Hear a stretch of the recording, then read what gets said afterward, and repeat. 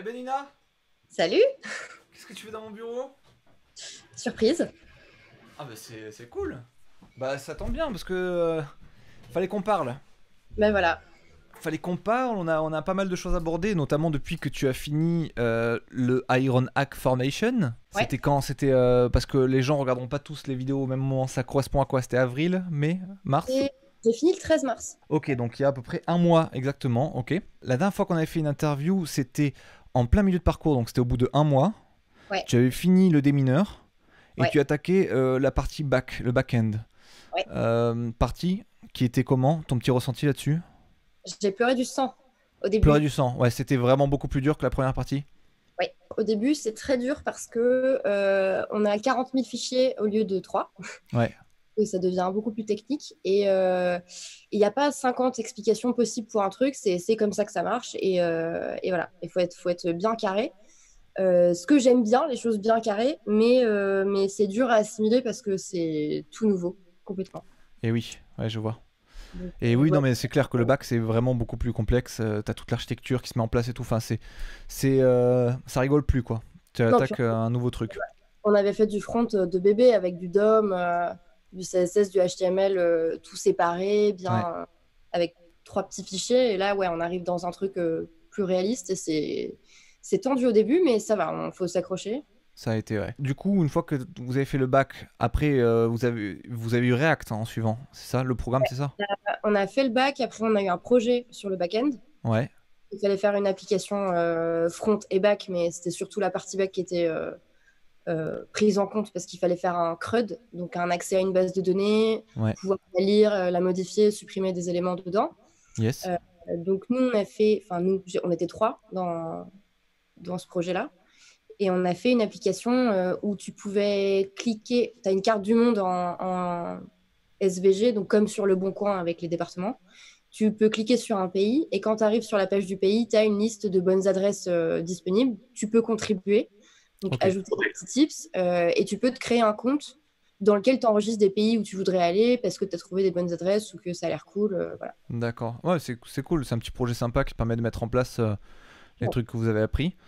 Et après, du coup, tu as eu donc React. Et après, il y a eu un dernier projet, c'est ça? Ouais, c'est ça. Donc React, où vraiment, là, on passe sur une architecture front qui est plus complexe que ce qu'on avait fait au module 1. Mais c'était Euh, bien? T'as aimé React?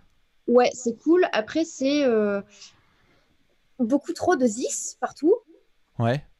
ce qui est un peu énervant. Et notre prof, qui lui est plutôt team vue, nous a montré, pour ceux qui étaient à peu près à l'aise avec le cursus à ce moment-là, il a pris un petit groupe de la classe et il nous a dit, bah, si vous voulez, je vous fais une petite introduction à Vue.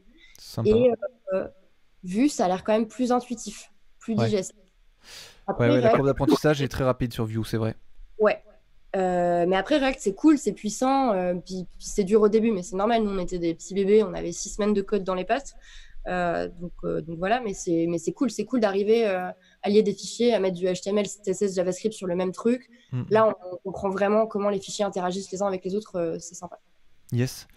Et, euh, et une fois que ouais, vous aviez toutes ces skills en tête, vous avez fait votre dernier projet. Dernier projet qui, lui, était bien plus ambitieux déjà. Ouais, là, c'était vraiment une application full stack, Ouais. donc en équipe aussi. Donc nous, on était trois aussi, comme au module 2, mais avec d'autres personnes. Et on a fait une application sur le climat. Donc une des personnes de mon groupe avait fait des études d'ingénierie et il avait eu un cours sur le carbone, sur le bilan carbone. Et donc du coup, le mec qui était son prof travaille dans un bureau d'études qui fait du consulting avec des entreprises pour les aider à mettre en place un peu de sobriété carbone. Euh, donc, c'est tout ce qui est émissions d'énergie, comment est-ce qu'on Ouais. peut limiter ces émissions d'énergie pour consommer moins. Et donc, du coup, bah, émettre moins de carbone. Et du coup, ce mec s'est appuyé, enfin, ce mec et tout son bureau d'études se sont appuyés sur une étude du GIEC, qui est un organisme international hyper connu, dont j'ai oublié la signification du sigle, Ouais. qui traite beaucoup de la question sur le climat, l'énergie, le carbone, et qui avait relayé une étude qui s'appelait 1,5 degré, qui expliquait que d'ici 2100, si on ne baisse pas nos énergies, enfin nos émissions carbone pour qu'elles n'atteignent que 1,5 degré de réchauffement climatique d'ici 2100, les conséquences vont être horribles. Donc on aura des vagues de chaleur à 60 degrés Ouais. sur la planète. Enfin voilà.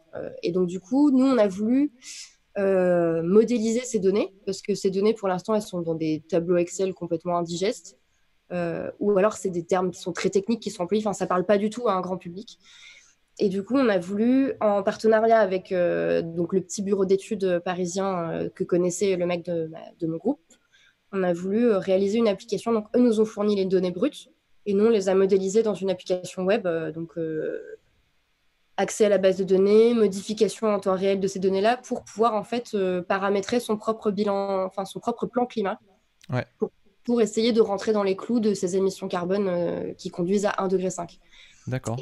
Donc du coup, c'est un simulateur où on a plein de petits paramètres à bouger qui concernent l'industrie, qui concernent les déplacements en avion, les consommations quotidiennes personnelles à l'échelle individuelle. Donc à combien de degrés tu chauffes ton appartement, est-ce que tu as une voiture pour une personne ou pas, est-ce que Ouais. tu prends les transports en commun, enfin plein de paramètres. Donc il y a un mode expert pour les paramètres un peu techniques, et sinon il y a déjà plein de trucs à toucher.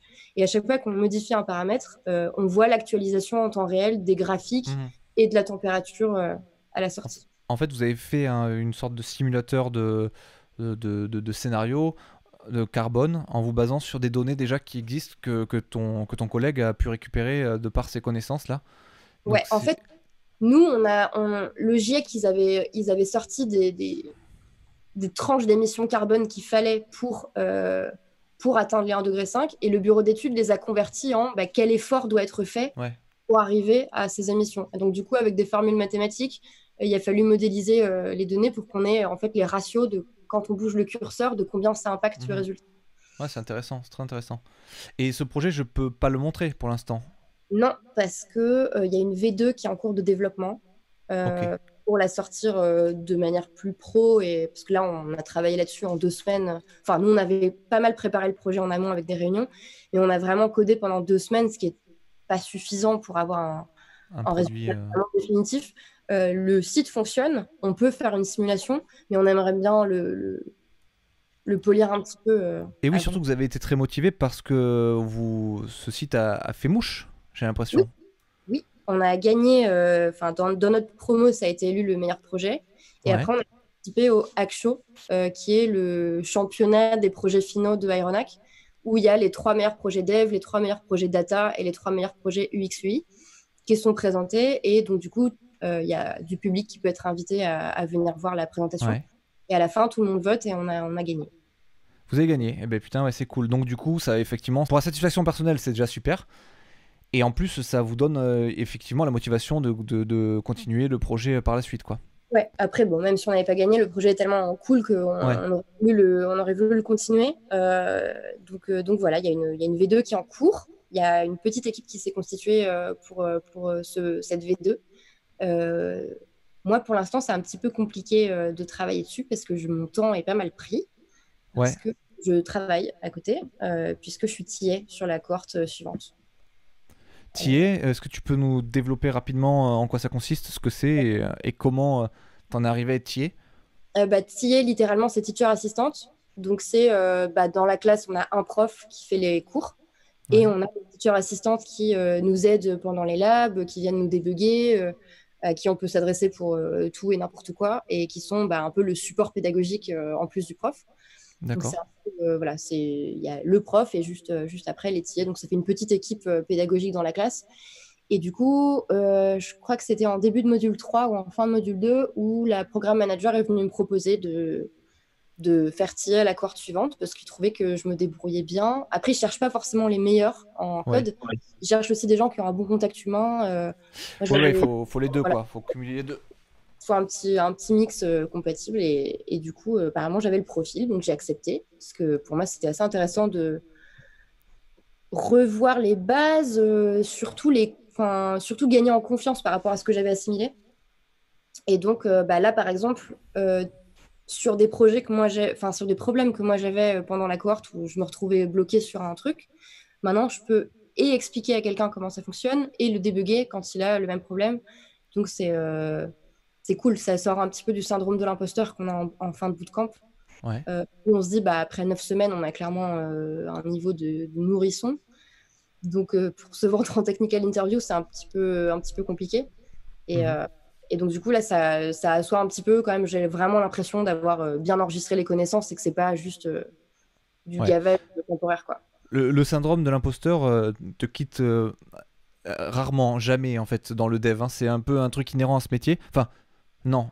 Il te suit les 4 ou 5 premières années. Moi, je l'ai plus aujourd'hui. Franchement, ça va.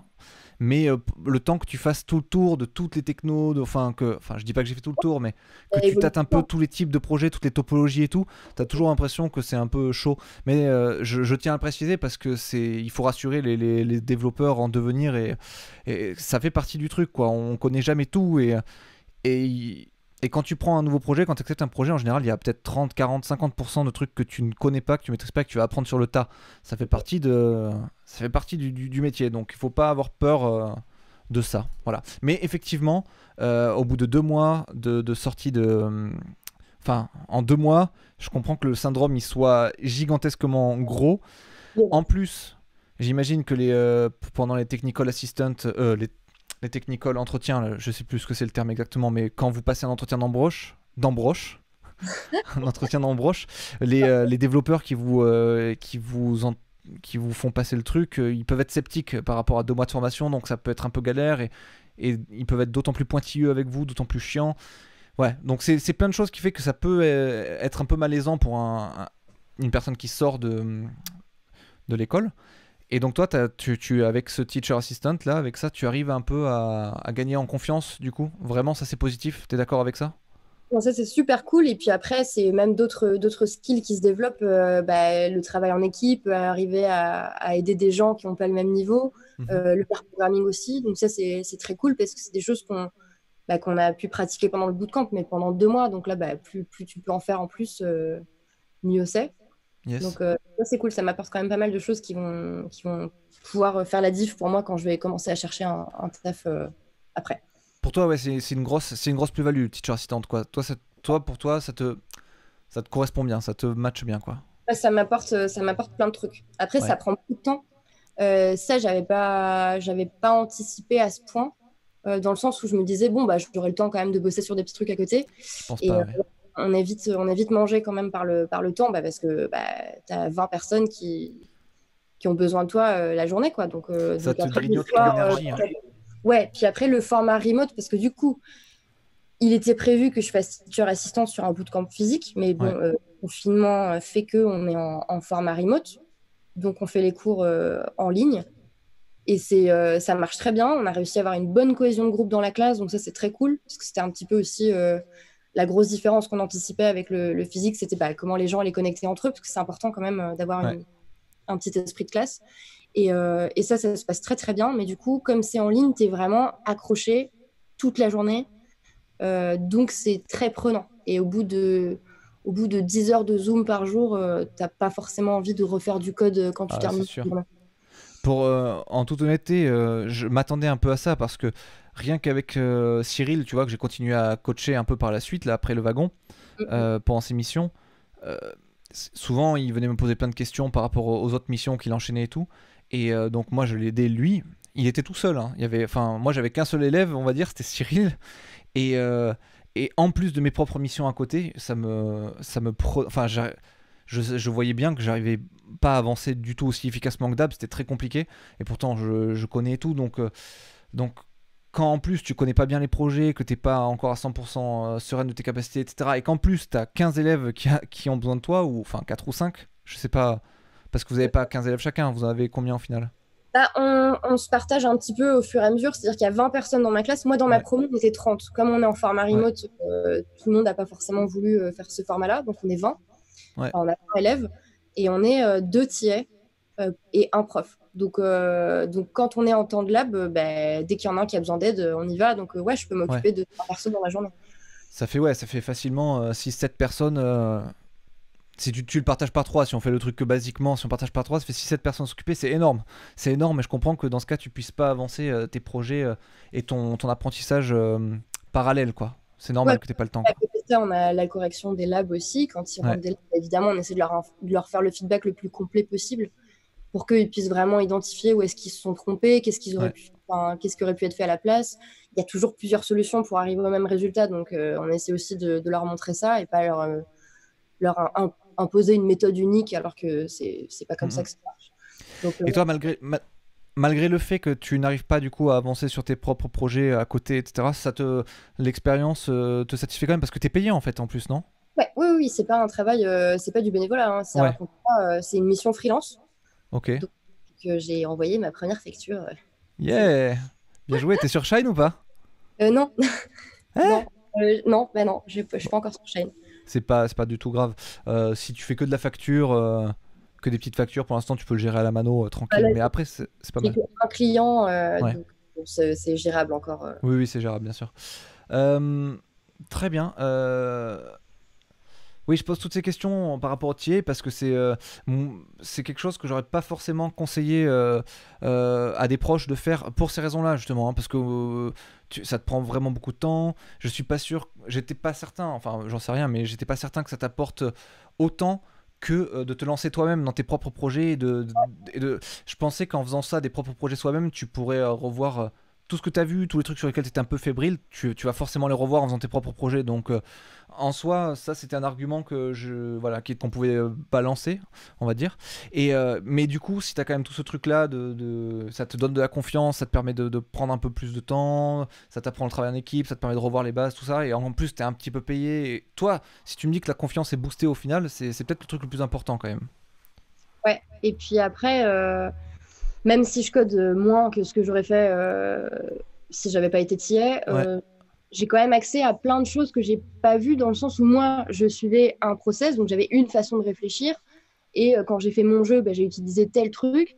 Et là, par exemple, pendant la semaine où ils ont fait leur petit jeu vidéo du module 1, bah, il y a des gens qui ont utilisé des process que moi, j'avais jamais vus, les gestions de collision, par exemple. Et donc ça, ouais, c'est toujours intéressant parce que tu c'est peux vrai. voir 20 façons de coder différentes et c'est super cool. Carrément, carrément, c'est très intéressant. Non, non, mais ça se trouve, c'est une très bonne chose. Hein. Moi, j'étais sceptique, mais ça peut être une très bonne expérience. Ça dépend de la personne, hein, en fait, je pense. Moi, Ça en tout dépend cas, de plein de c'est choses. pas mais c'est pas forcément quelque chose que je recommanderais à tout le monde. Ouais, Enfin, ça dépend un petit peu de ce que tu cherches après, quoi. yes. Mais en tout cas, avec le contexte, etc., c'est peut-être le meilleur truc qui te soit tombé dessus finalement, parce que pouvoir faire des missions pendant ce confinement, c'est terriblement une chance, quoi. C'est vraiment. Nous, il n'y a rien. Personnellement, sur LinkedIn, toute la journée, il n'y a rien qui tombe, alors que d'habitude, c'est crazy. Donc là, pendant le confinement, c'est un peu chaud pour le freelancing. Donc très bien d'avoir pu te caler une petite mission comme ça, c'est cool. Ouais. Euh, Maintenant, il y a un truc aussi que je voulais réaborder vite fait. Donc toi, ça s'est plutôt très bien passé pour toi le parcours. Tu en es très bien sorti, tu t'es distingué à tous les examens, enfin pas tous les examens, mais tous les projets, tu as eu des distinctions stylées et tout. Donc on peut dire que tu t'en es très très bien sorti. Est-ce que tu as une petite vision sur le reste de la promo? Qu'est-ce qu'il en est? Est-ce que tout le monde s'en est aussi bien sorti ou il y en a qui se sont un peu plantés, d'autres qui ont fait autre chose? Enfin, qu'est-ce que tu peux me dire là-dessus? Alors, tout le monde a eu son diplôme dans la classe. Yes. Donc, on était une trentaine. Donc, c'est quand même un bon ratio. Après, il y en a, évidemment, pour qui il y a eu plusieurs niveaux dans la classe. Il y en a qui avaient déjà une expérience, qui s'en sont sortis, mais comme des chefs, parce que c'était des monstres de code déjà à la base. Ouais. Il y en a qui n'avaient pas d'expérience du tout, qui ont plus galéré, parce que bah, pour eux, c'était peut-être plus dur à assimiler. Et ils se sont accrochés, ils s'en sont sortis. Et voilà, je pense qu'il y avait vraiment un niveau un peu hétérogène. Et donc, du coup, tout le monde a réussi. Après, dans les outcomes, je ne suis pas en contact avec tout le monde. Ouais. Mais je sais qu'il y en a une des personnes, celui qui était ingénieur avec qui j'ai fait mon projet final, qui a trouvé un travail, qui vient d'être papa en plus. Donc, là, il commence en télétravail dans sa nouvelle boîte en tant que dev. Donc, ça, c'est Dev front, dev back, dev front, euh, back. il, il me semble que c'est full stack à confirmer. J'ai pas envie Ok. de bêtises. Pascal, si tu vois cette vidéo, tu peux corriger dans les commentaires. Big up Euh, Pascal. et après, il y a une autre fille de ma classe qui, elle, m'avait dit qu'elle avait un petit peu galéré parfois sur certains trucs. Et là, elle a eu une proposition. Son projet, c'était de partir en Estonie. Ok. Elle a eu une proposition d'une boîte en Estonie. Après, avec le confinement qui s'est prolongé, l'offre a été finalement annulée, mais elle reste en contact avec eux. Peut-être que Ouais. post-confinement, ça pourra changer. Et elle a déjà un entretien avec une autre boîte à Paris. Donc voilà, au niveau du recrutement, pour des postes en CDI en tout cas, Ouais. ça recrute encore. Alors pas autant, j'imagine que la machine est un peu ralentie, mais il y a moyen quand même de passer des entretiens. Il y en a qui trouvent. Il y en a qui avaient déjà un travail avant, qui sont retournés, soit parce qu'ils étaient déjà dans la tech, soit parce que ils chercheront un travail de dev plus tard et là ils Ouais, sont ouais. sur un truc. Et après, il y en a qui profitent du confinement pour faire des labs, faire ce qu'on appelle des katas. C'est un site qui s'appelle Code Wars qui te fait des mini exercices de logique JavaScript pour t'entraîner en fait à solutionner des problèmes en JavaScript. Enfin, il y a plein de langages disponibles. Nous, c'était sur JavaScript. D'accord. C'est assez cool, ça s'appelle Code Wars. Et, Ok, Code Wars, j'irai voir. ouais. Et donc, du coup, ils en profitent voilà, pour devenir un petit peu des petites machines. Ils pratiquent, et puis ils chercheront un petit peu plus tard, puisque là, ils profitent du Ouais. ralentissement pour se parfaire un peu. Et voilà. Mais après, j'ai pas des retours de tout le monde. Et Ouais, je ouais, d'accord. peux pas Bah, voir. ça serait intéressant de refaire un petit point d'ici 6 mois, un an, voir une promo, comment elle évolue, qu'est-ce qu'il en ressort et tout. Même si c'est une promo confinement, donc c'est peut-être une. Enfin, vous êtes la promo juste avant le confinement, mais vous prenez le confinement dans la gueule au moment de chercher du taf. Mais Ouais. c'est pas plus mal. En soi, c'est presque bénéfique. Ça veut dire que tout le monde est à la maison, tout le monde peut travailler son code et tout le monde peut augmenter son skill pendant ce truc. Donc en soi, Il y aura pas cette période de mais vous avez mis trop de temps à trouver du travail. Enfin, tu sais, ouais, c'est une pression que tu peux te mettre tout seul. Genre, mais si je fais rien pendant 4 ouais. mois, mon CV, il va être encore plus merdique. Ah, donc Donc, c'est pas si mal que ça. Toi, t'avais commencé à chercher un peu ou pas? non, moi, on m'a proposé pendant que j'étais Ouais, encore dans la promo. Donc j'ai pas du tout cherché. Après, je ouais. devais participer à la hiring fair. Mais comme j'avais finalement trouvé un travail, il n'était plus question que j'y participe. Et en fait, elle a été annulée. Donc, après le bootcamp, on a 9 semaines de cours. Et après ces 9 semaines, on a une 10e semaine qui s'appelle la Career Week, dans laquelle on est complètement coaché sur des entretiens d'embauche, les technical interviews, qu'est-ce qu'on doit mettre sur son CV, qu'est-ce qu'on doit mettre sur son LinkedIn, comment on démarche Mhm. l'entreprise, enfin vraiment sur l'après-bootcamp. Et ça se termine par ce qu'ils appellent la hiring fair, d'où c'est un peu un speed dating entre les gens de la promo et des entreprises qui sont là, qui connaissent Aeronac, donc qui viennent aussi pour rencontrer leurs élèves. Euh, et il est possible de dégoter des entretiens à l'issue de ce truc pour se faire recruter par ces entreprises-là.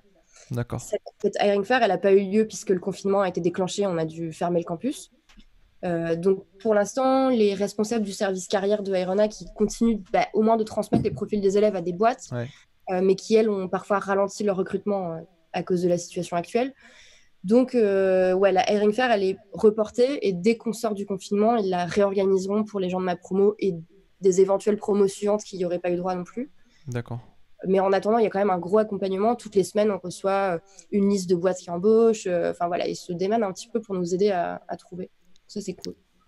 Ok, bah super. Toi, pour l'instant, t'es toujours satisfaite par cette expérience? Genre, c'est cool?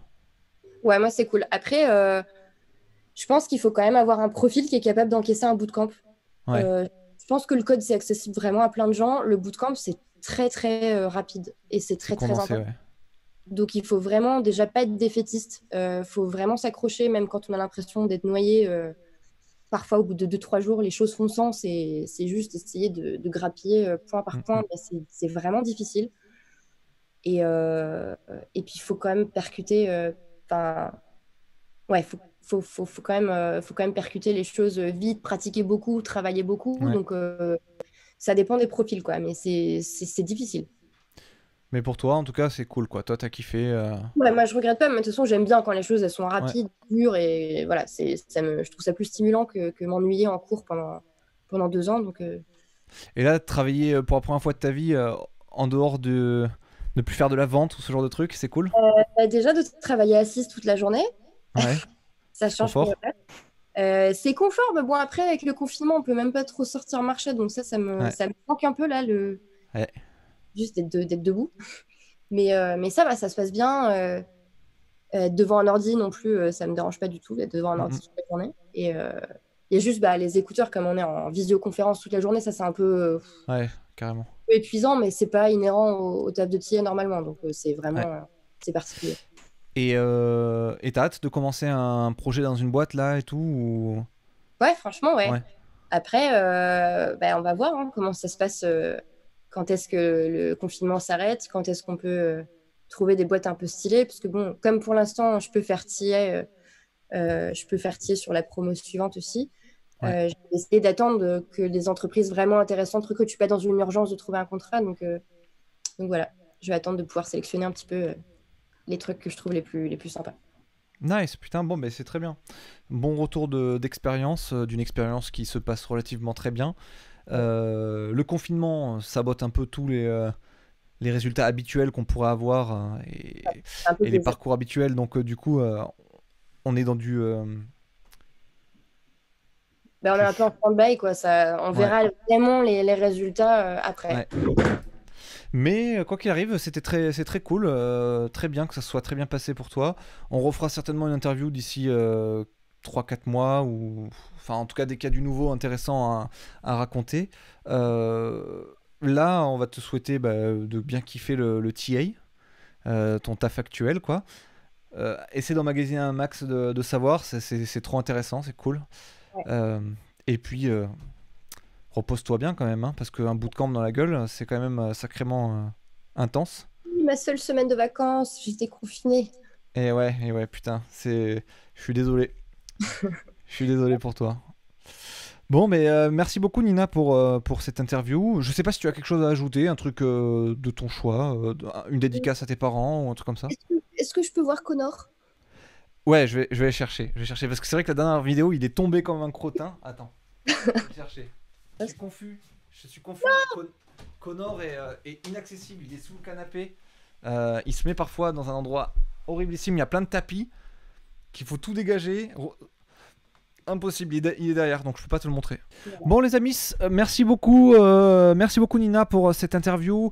J'espère que les viewers sont contents d'avoir retrouvé ton profil et la suite de ton parcours. Il y a J'espère qu'ils auront appris beaucoup de choses. plein de gens qui viennent me poser des questions sur LinkedIn, sur Twitter et tout. Donc, Tu fais payer, j'espère. je vais faire payer 50 balles la réponse maintenant. Très bien, c'est comme ça qu'on devient un bon freelance. Non, mais comme ça, Nickel. ces vidéos, oui, de Ça t'amène des contacts quoi. Enfin, des gens qui ben, sont curieux. ouais, il y a des gens qui se posent la question, donc c'est cool. Nice, super. J'espère que tu leur réponds gentiment et Oui. qu'ils sont contents. Oui. La bise à tout le monde. Au revoir. Bisous, Rentrez bisous. bien. Oui. La bise à Olivia et à Connor. Yes, ça marche. Bisous, bisous. Ciao, ciao. À bientôt. Oui.